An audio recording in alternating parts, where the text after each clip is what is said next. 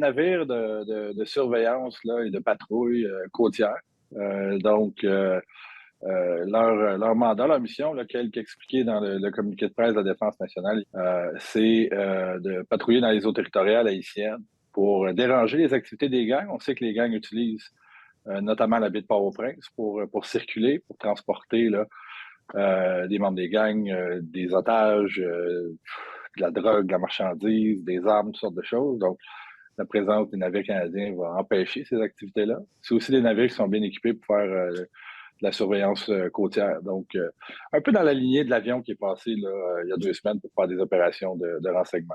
Donc, c'est pour augmenter là, nos capacités et les capacités de la Police nationale d'Haïti de bien surveiller là, les mouvements des gangs. On a une population qui vit dans les zones de non-droit en état de siège, terrorisée par les chefs de gangs.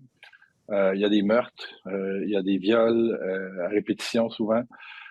Donc, cette population-là a besoin de sécurité, a droit à une certaine sécurité.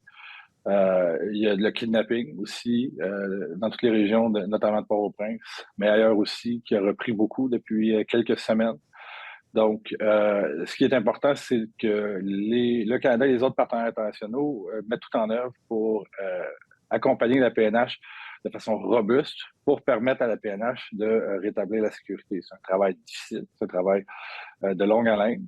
Moi, j'ai beaucoup d'admiration pour les policiers et les policières haïtiens et haïtiennes qui font ce travail-là. Ils démontrent beaucoup de courage et de résilience. Beaucoup auraient abandonné. Eux continuent. Donc, je pense que c'est notre responsabilité de les appuyer de façon très robuste et le plus rapidement possible.